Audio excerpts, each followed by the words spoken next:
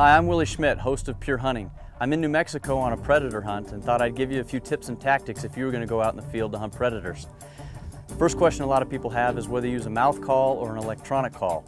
Both are good, both are effective in the field.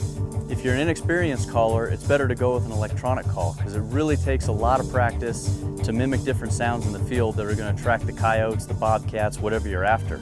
The nice thing about an electronic call is you can set this up away from you. This is what the predators you're hunting are focusing in on. So you can set this 50, 75, 100 yards from you. They're honing on this so that it takes their attention away from you, focused on this, lets you get set up, maybe even make a little movement to make an adjustment to get the shot off. If you're going to go with an electronic call, go with a good quality one. There's a lot on the market. I prefer the Foxpro. And make sure you get one that has a lot of different sounds. Something that has rabbit, rodents, birds, as well as coyote vocalization calls.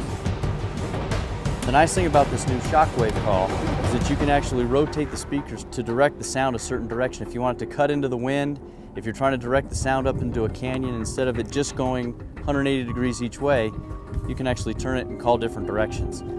Obviously, you want to have as many calling setups as possible to increase your odds on these coyotes, but you also don't want to have too many calling setups too close together.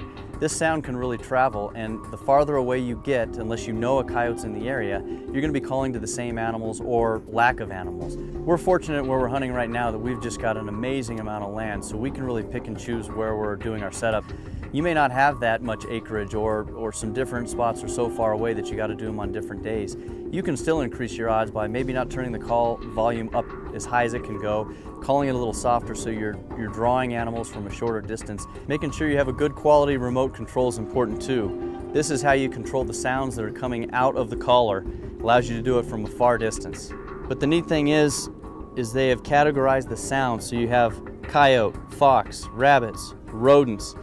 When you select that coyote, then all of a sudden you have all kinds of vocalization calls. You have pup in distress, howling, barks, pairs, female challenge. Again, you never know what the coyotes are going to be responding to. And I think lastly, one of the things that's important is pick different spots. We've tried wide open country where you can see them coming from a long way off. That also means they can see you from a long ways off. And if they get to a spot you haven't seen the coyote, they're looking to see where that sound is, and if they don't pick something out, they'll just slink away or sit down and kind of watch. So some open areas, but they're surrounded by trees where they might be bedded up. I'm not blowing the call real hard. You can draw them in, and they'll come in pretty quickly. And don't be frustrated if you're not calling coyotes in. Again, it's a numbers game. Even when there's supposed to be a lot of animals around, they're still wild animals. Their survival depends on their ability to avoid predators, which is us to them. So if you're calling multiple setups, don't get frustrated, keep after it, and eventually you're going to get that coyote or that bobcat, whatever it is you're hunting, to come into the call. And when it does, the adrenaline starts rushing and it gets you fired up for the next setup.